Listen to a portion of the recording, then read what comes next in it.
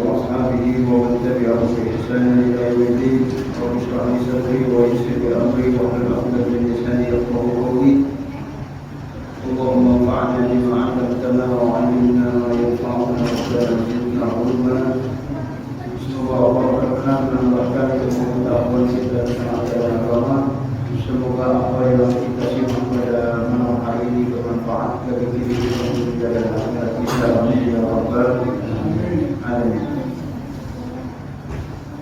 Yang menghormati segenap para orang sesepuh, segenap pengurus DKM Masjid Al-Rahmah, bapak-bapak, keluarga besar jamaah Masjid Al-Rahmah, mudah-mudahan kita semua senantiasa mendapatkan taufik dan hidayah dari Allah Subhanahu wa taala. Mudah-mudahan Allah menerima amal ibadah kita.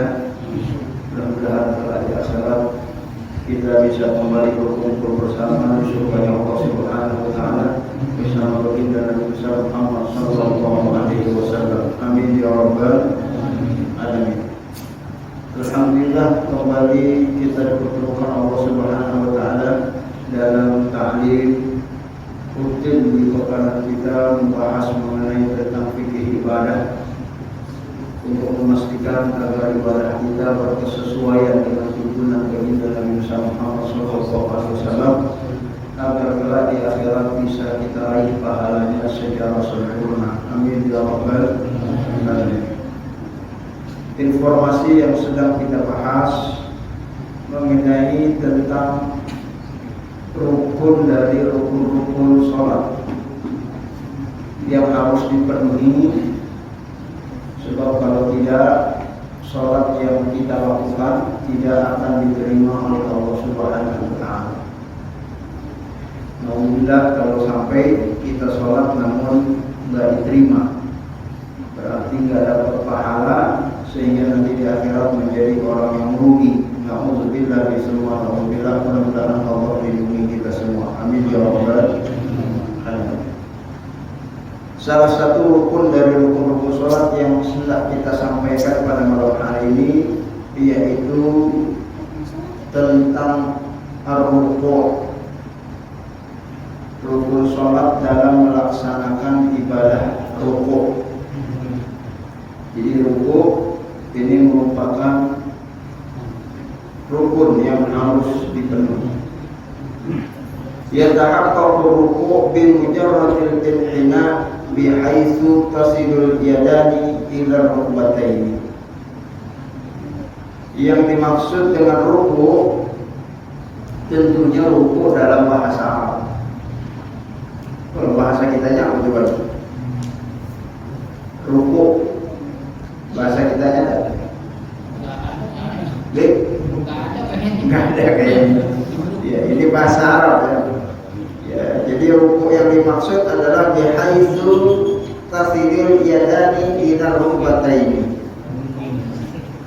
Ya, pada saat kita menunduk, saat kita membungkuk, yang sekiranya kalau tangan kita bentangkan ke tempat kita punya lutut itu sampai, itu namanya rukuk.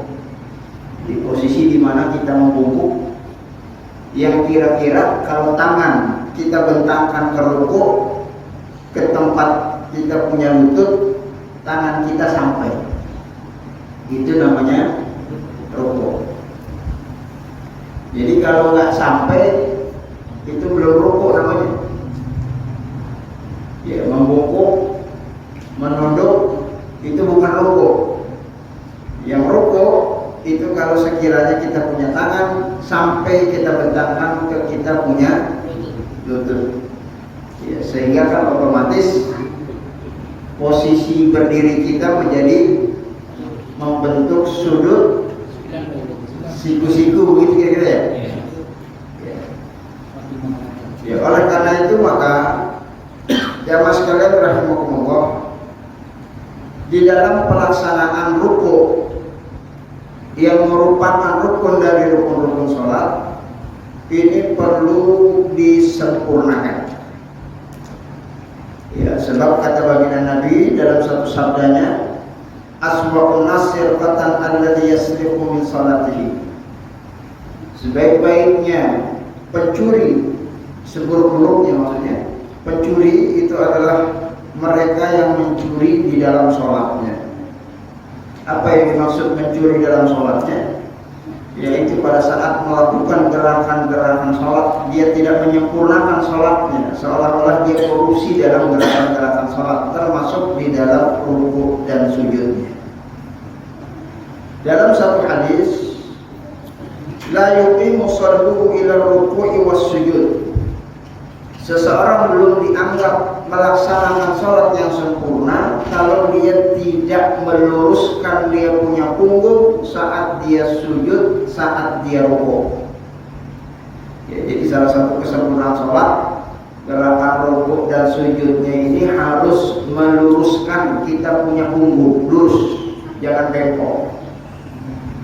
Ya, bahkan sampai-sampai dalam satu hadis diinformasikan Rasulullah itu saking lurusnya beliau punya punggung saat beliau rukuk, kalau ada gelas dikasih air, ya kalau ini kan enggak ada airnya, kalau dikasih air, gelasnya ditaruh di punggungnya Rasulullah, itu air yang ada di gelas tidak tumpah karena saking lurusnya punggung Rasulullah Shallallahu Alaihi Wasallam. Oleh karena itu jamaah sekalian rahimahullah, para ulama menyampaikan dengan detail bagaimana cara kita rukuk yang lurus. Ya, salah satunya adalah dengan cara definisi tadi. Hendaklah kita punya tangan ditempelkan ke kita punya dengkul. Ya, itu biar punggungnya lurus. Sebab kalau tangannya nggak nempel sama dengkul, ini nanti punggungnya nggak lurus.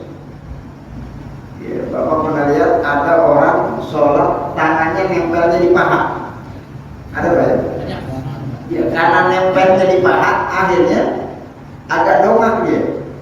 Tapi kalau agak ke bawahan, kalau itu agak ketarik. Ya, maka perhatikan tangan taruh di dengkul.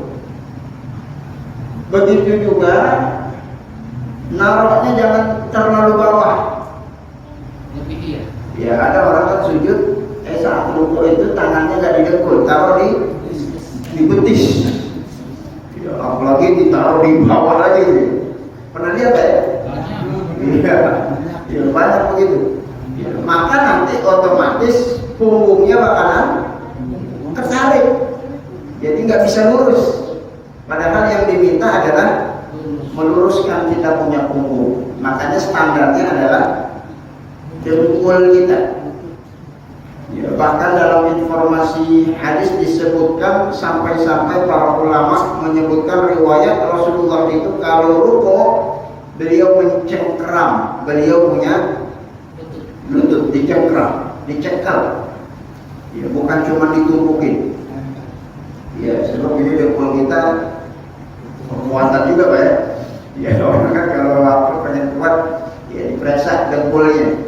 Ya, maka salah satunya adalah cara yang Rasulullah ajarkan, kita punya dengkul dicengkeram saat kita rukuk. Jamaah sekalian rahimahullah, yang perlu diperhatikan adalah saat kita meletakkan tangan di lutut itu, maka tangan jangan ditekuk, lurus. Ya, kan ada orang rukuk tangannya ditekuk. Ya, ini nggak ditekuk tapi diluruskan.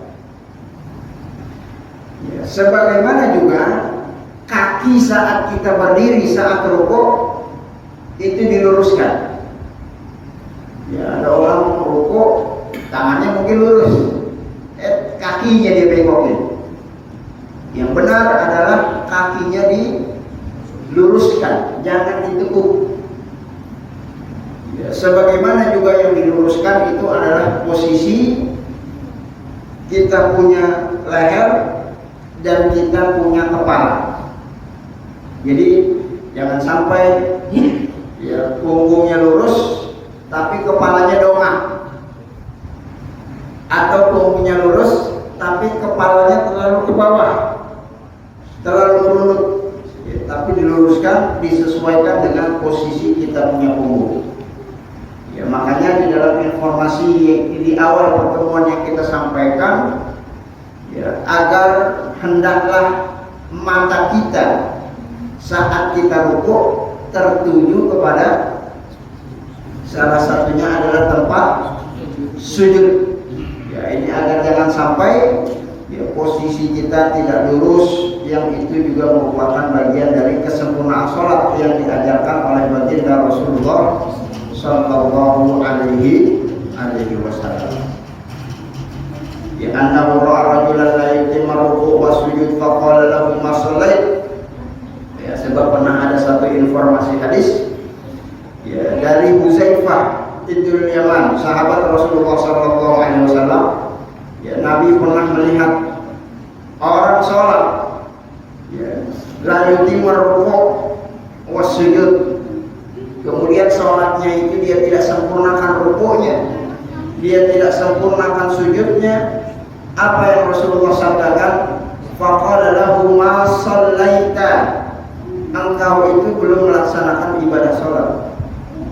Walau mitta ala fitratin ghairil Islam allati fadarallahu alaiha Muhammadan sallallahu alaihi wasallam. Rawahu Bukhari.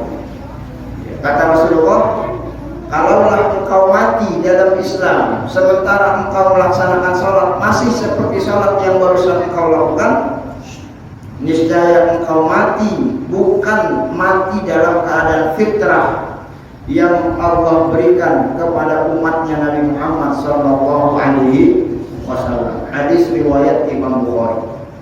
Ya, di sini menunjukkan bahwa untuk urusan rukuk termasuk nanti urusan sujud kita harus betul-betul menyempurnakan. Jangan sampai tidak sempurna, karena ini merupakan rukun dan rukun sholat. Sebab kalau sampai tidak sah rukuknya berarti tidak sah sholatnya. Kalau tidak sah sholatnya maka dianggap belum melaksanakan ibadah sholat, kata baginda Nabi Muhammad Sallallahu Alaihi Wasallam. Ya, bahkan ibadah Allah ada hadis yang lain yang bahkan lebih ekstrim kalau kita dengar. Nabi pernah menyatakan, ya, inna rajula, ada orang yusalluna sittina sanah, melaksanakan sholat sebanyak 60 tahun, matuku bila minum sholatuhu, ya 60 tahun dia sholat gak pernah Allah terima satu pun ibadah sholat yang dia lakukan. Apa sebabnya? Mungkin dia yutimma ruku'ahu wa la yutimma sujudahu, dia sempurnakan rukuknya tapi dia tidak sempurnakan sujudnya. Wa yutimma sujudahu wa la yutimma ruku'ahu, atau sebaliknya dia sempurnakan sujudnya namun dia tidak sempurnakan rukuknya. Ya, maka ini yang menyebabkan ibadah orang tersebut tidak diterima oleh Allah Subhanahu wa taala, sehingga para ulama memasukkan rukuk ini bagian dari rukun yang harus kita perhatikan di dalam pelaksanaan ibadah sholat. Yang sekalian rahimakumullah, termasuk nanti rukun yang setelahnya yaitu i'tidal. Saat kita mengucapkan sami Allahu liman hamidah, bergerak berdiri seperti semula saat setelah kita melaksanakan rukuk. Ya, jadi saat kita rukuk kita berdiri, itu namanya i'tidal. I'tidal ini bagian dari rukun sholat.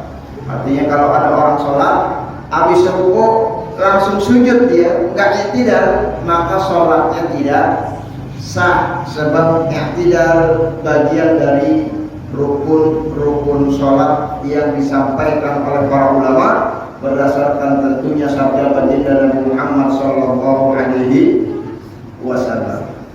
Dan ibadah Allah termasuk rukun setelah itu adalah rukun sujud, yang ini juga merupakan rukun yang tidak boleh kita salah kaprah dalam melaksanakannya agar ibadah kita diterima oleh Allah Subhanahu wa taala.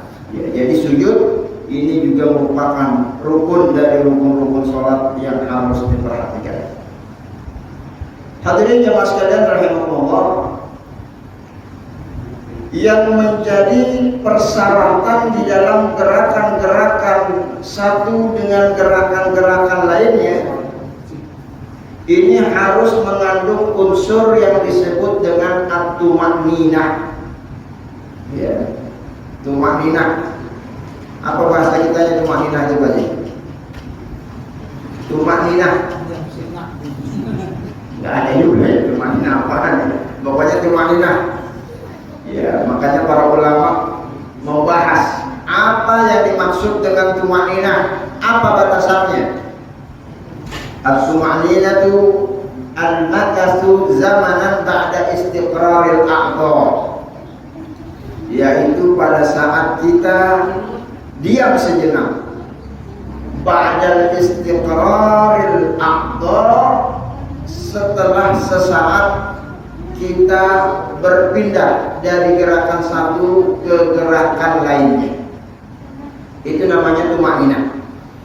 Jadi kalau kita habis berdiri, ya, maka kita rukuk, Allahu Akbar, rukuk. Saat kita rukuk, jangan langsung sami Allahu liman hamidah sampai betul-betul kita diam sejenak. Itu namanya tumaninah. Nanti setelah diam sejenak, baru boleh kita pindah gerakan lainnya, sami Allahu liman hamidah. Nanti saat kita sedang tumaninah, ini tidak boleh kita langsung sujud. Ya, tumaninah dulu, diam sejenak dulu. Kalau sudah diam sejenak, maka silakan kita sujud, Allahu Akbar. Itu yang disebut dengan at-tumaninah al-makath zamanan ba'da istiqraril a'dha, setelah kita betul-betul sempurna melaksanakan gerakan-gerakan sholat. Artinya kalau belum sempurna gerakannya, kita sudah berubah menuju gerakan yang lain, maka itu tidak disebut dengan tumaninah. Ya, jadi kalau kita sholat Allahu Akbar, ya, belum sempurna, udah sami Allahu liman hamidah, belum sempurna, udah langsung Allahu Akbar, belum sempurna, udah langsung bangun Allahu Akbar, maka sholatnya tidak sah karena belum memenuhi standar tumaninah. Berapa lama standar tumaninahnya? Qaddaraha adnahul ulama bi miqdarit tasbih, minimal selama kita mengucapkan tasbih. Ya, tasbih itu yang bagaimana? Ucapan subhanallah. Ya, minimal kita sempat baca itu. Meskipun bacaannya ini bukan rukun, tapi bacaannya adalah sunnah. Tapi durasi waktunya yang kita tidak boleh berpindah dari satu gerakan ke gerakan lainnya, ini merupakan sesuatu yang harus kita penuhi di dalam melaksanakan gerakan-gerakan sholat. Ya, jamaah sekalian rahimahullah, ya, sebab kalau ini tidak terpenuhi, maka sholat kita tidak diterima oleh Allah Subhanahu wa ta'ala. Berdasarkan sabda baginda Rasulullah sallallahu alaihi wasallam, "Summasjud hatta tatma'inna sajidan." Kalau kalian sujud, jangan bangun dari sujud sampai betul-betul kamu tumaninah. Sumarfa hatta tatma'inna jalisan. Habis kalian bangun dari sujud, kalian duduk, jangan langsung sujud lagi. Duduk dulu sampai betul-betul kalian duduk dengan tumaninah. Sumasjud hatta tatma'inna sajidan. Habis kalian sujud lagi, jangan nanti bangun dari sujud sebelum kalian betul-betul sujud dengan tumaninah. Dan begitulah Rasulullah mengajarkan sholat kepada para sahabatnya agar sholatnya diterima oleh Allah Subhanahu wa ta'ala. Amin ya rabbal alamin. Ahlan wa sahlan Ustaz Firman. Baik jamaah sekalian rahimakumullah, di dalam pelaksanaan sujud ada 7 organ dari tubuh kita yang harus terkena tempat sujud. Ya, yang pertama wajah. Ya, wajah ini harus nempel ke tempat sujud. Wajah. dimaksud adalah bagian jidat. Ya, zaman muka kita harus kena sujud ya, apa semuanya. Ya, wajah yang dimaksud jidat. Ya, al-jabhah. Sebab dalam satu hadis Rasulullah SAW menyatakan, umirtu an asjuda ala sab'ati a'dha. Aku diperintahkan oleh Allah untuk mensujudkan, menempelkan 7 organ tubuh. Kemudian Rasulullah sabdakan, yang pertama kata baginda Nabi, al-jabhah. Ya, Rasulullah bilang jabhah itu jidat. Ya, tapi sambil menunjuk kepada hidung Rasulullah Sallallahu Alaihi Wasallam. Ya, Nabi bilang yang pertama jabhah, jidat, tapi nunjuknya ke hidung. Ya, ini disampaikan di dalam hadis riwayat Imam Muslim. Ya, makanya kata para ulama, apa maksudnya? Nabi ngomongnya jidat, tapi nunjuknya hidung. Ya, makanya kata para ulama, kalau begitu ya ditempelin jidat yang sekira-kiranya hidungnya juga nempel. Ya, jidat kita kan lebar ya. Ini jidat, ini jidat, ini jidat, atas jidat dia. Maka jidat yang mana yang kita tempelin? Kalau tempelin semuanya kan susah. Ya, maka yang ditempelkan adalah jidat yang sekiranya kita tempelin itu hidung juga nempel. Berarti jidat yang mana tuh? Jidat yang bagian bawah, yang kira-kira hidung kita nempel. Ya, makanya sebagian para ulama menyatakan menempelkan hidung saat sujud itu sunnah. Sunnah kita tempelin. Karena Rasulullah nyuruh kita nempelin jidat, tapi nunjuknya ke hidung. Ya, ini yang disabdakan oleh baginda Rasulullah Sallallahu Alaihi Wasallam. Berarti jidat yang kita tempelkan adalah jidat bagian bawah. Ya, makanya ya kalau ada jemaah kita yang mohon maaf, ya udah terlanjur hitam jidat atasnya. Ya, maka berarti salah sujud.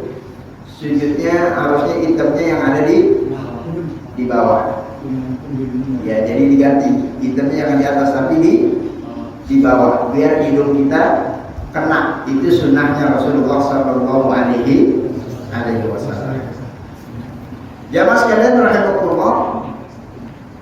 Kemudian wal yadaini, kedua telapak tangan kita ini harus nempel, kanan dan kiri.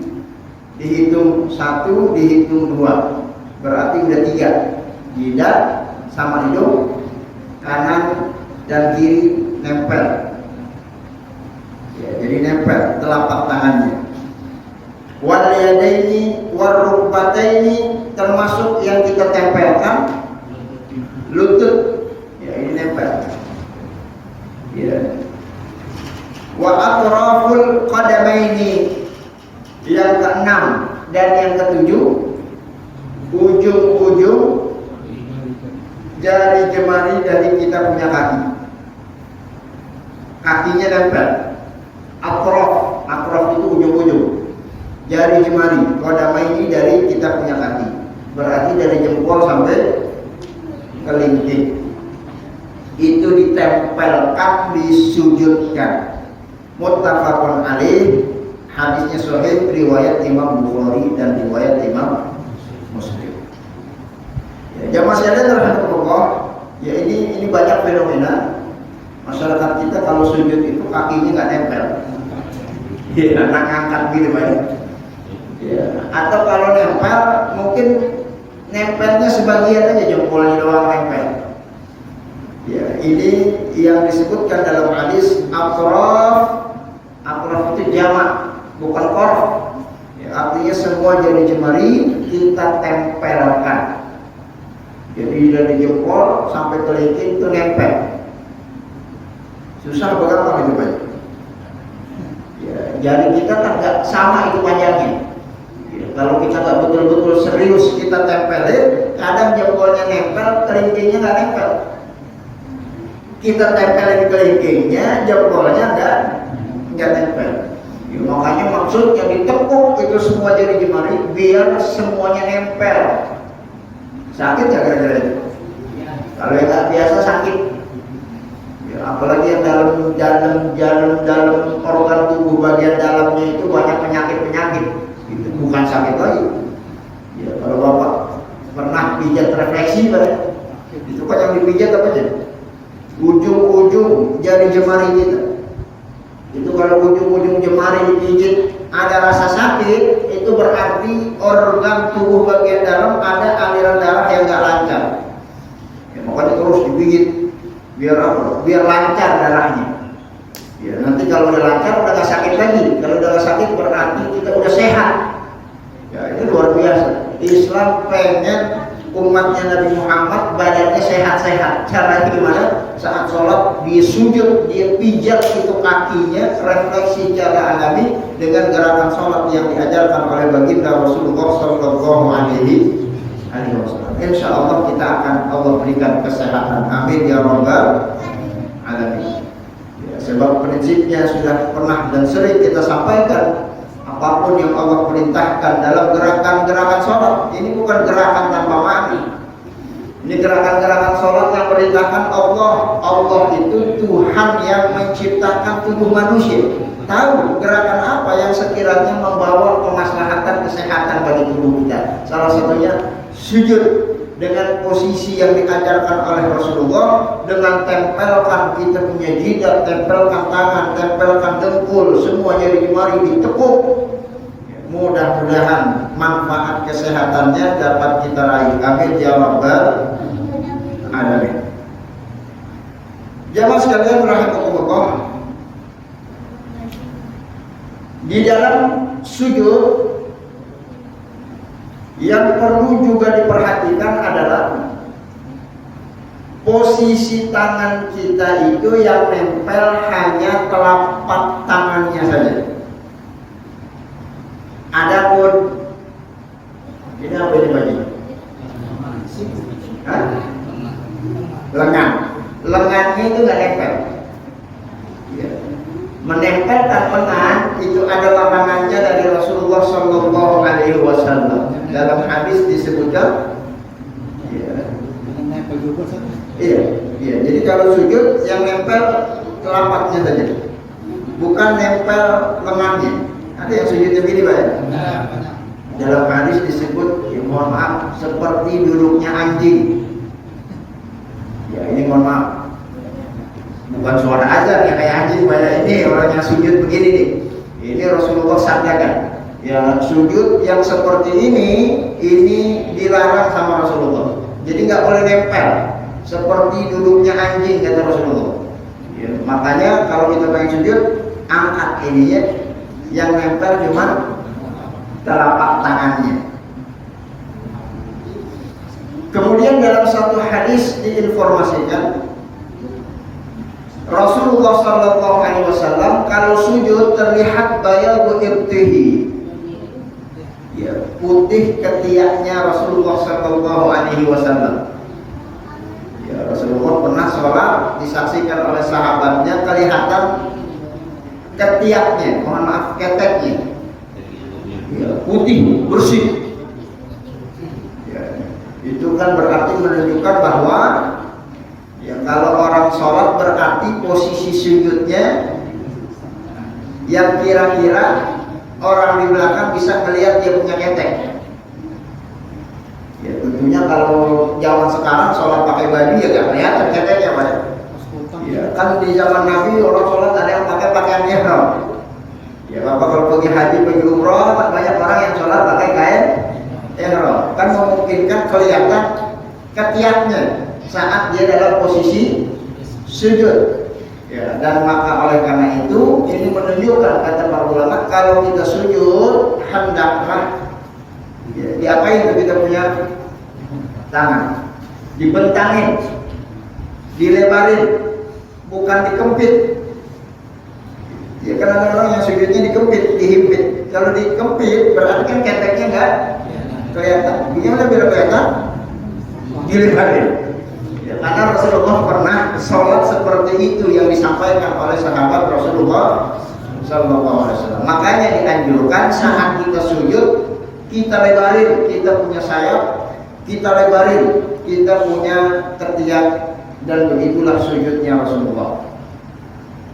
Ya, namun sebagai informasi tentunya, ya Rasulullah sholat itu ya jadi imam di depan. Ya, kalau di depan kan gak ada orang. Ya, Rasulullah mungkin saat itu sholatnya sendirian. Kalau sendirian sholat sunnah kan gak ada orang. Ya, tapi kalau sholat sunnahnya berjamaah bersama makmum, ya, tangannya jangan ya lebar-lebar. Kalau lebar-lebar, samping kita kesian gak kebagian apa. Ya kan kita sholat barengan, kiri kanan. Nah kalau masing-masing lebar-lebaran, lah yang ujung mungkin gak kebagian tempat. Ya makanya tangannya disesuaikan. Kalau sholatnya berjamaah menjadi makmum. Ya, kalau sholat sendirian silahkan lebar, silakan mau lebar-lebar silakan. Sholatnya jadi imam silakan. Imam nggak ada kiri kanan orang, silakan dilebarkan. Tapi kalau sholatnya berjamaah, ya, kita lihat kanan dan kiri. Jangan sampai kita ngambil lapak terlalu lebar sehingga saudara kita kebagian. Ya, sebab kan ada juga saudara kita yang sholatnya begini kan ya? Ada nggak yang begini Pak? Sholat jamaah, ambil dia lebar-lebar. Ya, dia kira di sampingnya jin kali, bukan orang. Ya, ini perlu diperhatikan. Ya, fikih itu harus dilihat dari konteks apa Rasulullah mencontohkan agar nanti tidak salah kaprah dalam mengamalkannya. Jamaah sekalian rahimakumullah, nanti posisi tangan saat sujud ini boleh disejajarkan dengan kita punya punggung. Seperti kita takbiratul ihram, kan boleh dengan sejajar punggung, boleh sejajar dengan telinga. Ya, nanti saat sujud pun begitu, tangan kita itu disejajarkan dengan punggung silakan, disejajarkan dengan telinga silakan.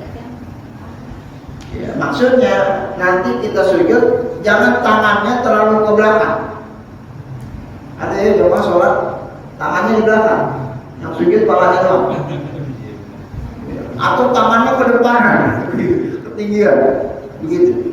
Ya, itu bukan sujud yang diajarkan oleh baginda Rasulullah SAW. Termasuk dalam posisi sujud, ini masih sujud, ya, dijauhkan antara kita punya lampu dengan kita punya paha. Ya, dijauhkan, jangan didekatkan, dijauhkan.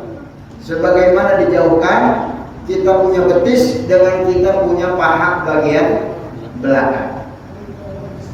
Ya, ini dia memang ada ilustrasi gambar ya agar kita bisa melihat bagaimana sujud yang sempurna yang diajarkan oleh baginda Rasulullah Sallallahu Alaihi Wasallam. Jamaah sekalian rahimakumullah. Lalu kemudian termasuk salah satu dari rukun-rukun sholat yang selanjutnya adalah al-qu'ud al-akhir, duduk terakhir saat kita tasyahud. Ya, ini merupakan rukun dari rukun-rukun sholat. Kalau duduk di antara dua sujud, ya, ini bukan termasuk rukun dari rukun-rukun sholat. Yang menjadi rukun itu adalah tasyahud akhir. Ya, makanya di dalam sholat nanti kalau ada jemaah kita yang lupa duduk di antara dua sujud di rakaat yang kedua, ya, ini boleh nanti diganti dengan sujud sahwi, sholatnya sah. Karena yang ditinggal ini bukan rukun dari rukun-rukun sholat. Tapi kalau tasyahud akhir, duduk yang terakhir sebelum kita salam, ini merupakan rukun yang harus kita penuhi pada saat kita melaksanakan ibadah sholat. Wa qira'atut tasyahhud fi, termasuk bacaan tasyahudnya. Ini juga merupakan rukun dari rukun-rukun sholat. Ya, artinya kalau ada jemaah kita yang sholat, ya, dia bengong aja. Orang-orang tasyahud, dia duduk tasyahud, cuman dia gak baca tasyahud, maka sholatnya tidak sah. Sebab membaca tasyahud ini merupakan rukun dari rukun sholat. Hadisnya diriwayatkan dari Abdullah ibnu Abbas, kunna naqulu qabla an yufrada alaiha at-tasyahhud, assalamu ala Allahi qibala ibadi, assalamu alaihi Jibril, ya ila akhir, sampai dengan at-tahiyat lillah mubarakatuh shalawatu thayyibatu lillah, sampai dengan akhir. Ya, ini merupakan beberapa redaksi tasyahud yang diajarkan oleh baginda Nabi Muhammad sallallahu alaihi wasallam. Boleh at-tahiyat lillah wassalawat wa thayyibat, boleh at-tahiyatul mubarakatuh shalawatu thayyibat. Ya, ini hanya perbedaan redaksi, inti dan esensinya adalah sama, mengucapkan ya penghormatan, pengagungan kepada Allah Subhanahu wa taala, ya, termasuk mengucapkan dua kalimat syahadat dan juga membaca salawat keharibaan baginda Nabi Muhammad sallallahu alaihi wasallam. Ya, dan di dalam mazhab Imam Syafi'i membaca salawat keharibaan Nabi itu merupakan rukun dari rukun-rukun salat. Ya, bahkan dianjurkan untuk membaca salawat Ibrahimiyah. Ya, salawat Ibrahimiyah yang bagaimana itu? Allahumma sholli ala Muhammad wa ala ali Muhammad kama shallaita ala Ibrahim. Ya, jadi ada kalimat Ibrahimnya, itu namanya sholawat Ibrahimiyah. Dianjurkan kita membaca sholawat yang seperti itu. Meskipun minimal kita baca sholawat yang ringkas, Allahumma sholli ala Muhammad. Dan ibarat Allah, di dalam sholawat Ibrahimiyah itu ada redaksi ucapan sholawat kita yang kita sampaikan kepada keluarga Nabi Muhammad sallallahu alaihi wasallam. Allahumma sholli ala Muhammad kama shallaita ala, ya Allahumma sholli ala Muhammad kama shallaita ala ali Muhammad kama shallaita ala Ibrahim wa ala ali Ibrahim. Jadi sholawatnya bukan cuma kepada Nabi Muhammad, tapi juga sholawat kepada ahlul baitnya Nabi Muhammad sallallahu alaihi wasallam, keturunannya Rasulullah sallallahu alaihi wasallam. Ya, ini juga menunjukkan bahwa sholawat yang kita baca di dalam sholat bukan cuma kepada Nabi Muhammad, tapi kepada keluarga besar Nabi Muhammad, termasuk kepada Nabiullah Ibrahim dan keluarga besar Nabiullah Ibrahim alaihi salatu wassalam. Dan ini juga bagian dari sesuatu yang harus kita baca di dalam sholat. Baik jamaah sekalian rahimakumullah, ini karena pekan terakhir ya Pak, sebelum kita penutupan, mungkin diskusi dan ada hal-hal yang mau ditanyakan, saya genapkan dulu informasinya sampai dengan salam. Ya, wasabata fardhatus salam min qauli Rasulillah wa fa'lihi. Termasuk rukun-rukun salat itu adalah mengucapkan salam. Jadi ucapan salam sebagai penutup dari sholat kita ini adalah sesuatu yang difardukan. Artinya kalau Bapak udah selesai kelar sholat 4 rakaat tapi belum salam, itu sholatnya belum kelar. Masih ada rukun yang harus dipenuhi, yaitu mengucapkan salam. Ya, sebab ini merupakan rukun dari rukun sholat. Ya, terlepas nanti redaksi salamnya, ya ini ada khilaf di antara para ulama, boleh cukup assalamualaikum, ya itu udah salam. Ya, boleh juga dengan assalamualaikum warahmatullah. Ya, boleh juga dengan redaksi yang lengkap, assalamualaikum warahmatullahi wabarakatuh. Ini juga boleh. Ya, intinya minimal assalamualaikum. Mau tambah sempurna assalamualaikum warahmatullahi, ya tambah sempurna lagi assalamualaikum warahmatullahi wabarakatuh. Ya, sambil mengucap, sambil menoleh ke kanan. Kanan atau kiri, Pak? Ya, sekadar ini, arahnya salah. Assalamualaikum, kanan atau kiri? Kanan. Nanti yang kedua baru ke kiri. Ya, ini nengoknya sunnah. Yang rukunnya baca salamnya. Artinya kalau ada jamaah ngucapin salam dia nggak nengok, nggak apa, sah sholat. Ya, tapi ada jamaah sholat dia nengok tapi nggak ngucapin salam, sholatnya nggak sah. Sebab nengoknya itu sunnah, yang rukun adalah ucapan salam. Atau ada jamaah nengok, ngucapin salam nengok, cuman nengoknya kebalik, orang ke kanan dia ke kiri, orang ke kiri dia ke kanan, ketemu gitu. Sah nggak sholatnya? Sholatnya sah. Sebab urusan nengok, urusan sunnah. Yang penting ngucapin salamnya ini jangan sampai enggak, karena dia merupakan rukun dari rukun-rukun sholat.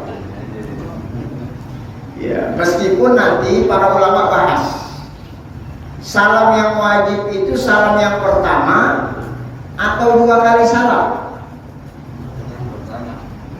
Yang kedua, ya, maka menurut mayoritas para ulama, ya jumhurul ulama anna taslimatal ula yang fardhu. Jadi yang wajib, yang fardu, yang rukun itu adalah salam yang pertama. Adapun salam yang kedua mustahabbah, hukumnya sunnah. Artinya kalau ada jemaah kita sholat dia salamnya cuma sekali, assalamualaikum warahmatullahi, udah sah, walaupun dia nggak ucapin assalamualaikum warahmatullahi yang kedua. Ya, atau kalau ada jemaah kita assalamualaikum warahmatullahi, kentut dia belum ngucapin salam yang kedua, sholatnya udah sah. Karena sholatnya sudah selesai, sudah kelar. Ya, karena yang kedua ini merupakan hukumnya mustahabbah, dianjurkan. Hendaklah kita baca, mudah-mudahan insya Allah dengan 2 kali baca bertambah pula pahala kita di sisi Allah Subhanahu wa taala. Amin ya rabbal alamin. Ya, jamaah sekalian rahimahullah. Ya, jadi yang tadi saya sampaikan bukannya bercandaan. Ulama yang menjelaskan, "Law salamat taslimataini an yaminihi aw an yasarihi aw tilqa'a wajhihi aw al-ula an yasarihi wa thaniya an yasarihi salatuhu." Jadi kalau ada jemaah kita sholat salamnya kebalik, saat dia salam pertama nengoknya ke kiri, saat dia salam kedua nengoknya malah ke kanan. Harusnya kanan dulu baru kiri dulu. Sholat sahhat salatuhu, sholatnya sah. Hanya saja nggak dapat pahala sunnah, sebab sunnahnya kanan dulu baru kemudian kiri terlebih dahulu.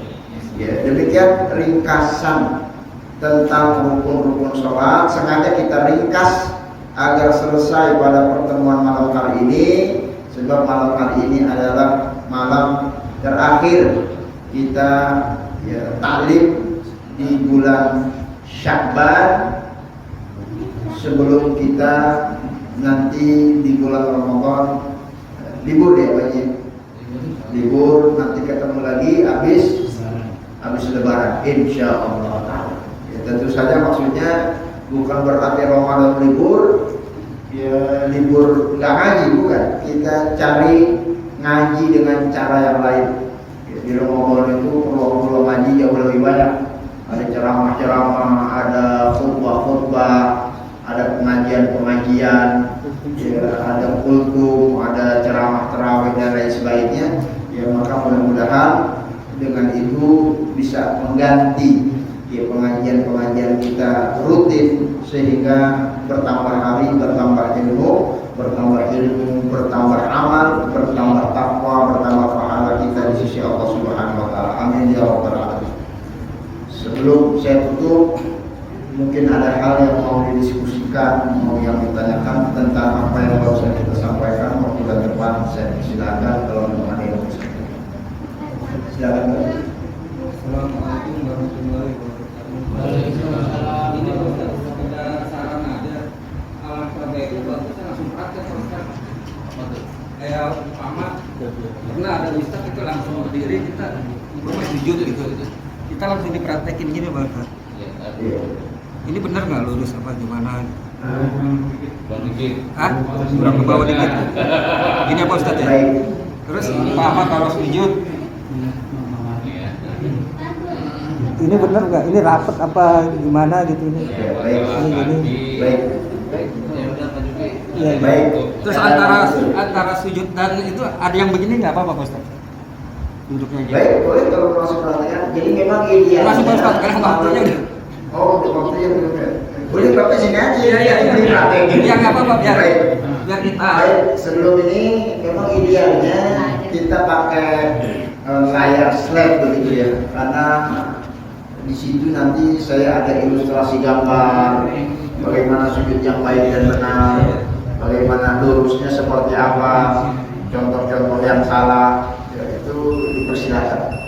Nah, cuman karena memang kajian kita ini mepet waktunya, ya jadi mudah-mudahan kalau memang menginginkan, ya nanti kita berikan ilustrasi gambarnya secara lengkap khusus tentang rukun-rukun sholat. Ya, dari mulai bertidal, dari mulai ngangkat tangan setingginya apa, sedangkan bagaimana caranya. Ya, kalau kemarin kan cuma teori-teori. Ya, maka nanti kalau ingin dipraktekkan, dipersilahkan nanti kita minta waktu, bisa fasilitas nanti setelah Idul Fitri. Ya, kita akan tampilkan beberapa ilustrasi contoh gambar, ya agar juga kita bisa melihat yang salah yang bagaimana, yang benar yang bagaimana. Ya, untuk permintaan jemaah kita untuk praktekkan sekedar usulan, ya silakan saja mungkin yang mau ditanyakan. Iya Pak, baiknya dipraktekkan gitu. Iya, itu waktunya. Iya, waktunya. Silakan nanti pada Eid. Ya, saya minta. Sebenarnya 2 pekan yang lalu kita udah minta. Ya, kita pakai gambar khusus tentang gerakan sholat. Ya, jadi lurusnya seperti apa, yang salah seperti apa, lebarin tangan seperti apa. Saya sudah siapkan slide-nya lengkap dengan gambar-gambarnya, dengan upaya praktek dari ibadah yang kita lakukan untuk agar bernilai sempurna di masa Allah Subhanahu wa Ta'ala. Cuma kalau memang waktu kita terbatas, insya Allah nanti kita ulang secara lengkap sedari awal, hanya dengan ilustrasi gambarnya, insya Allah. Mudah-mudahan.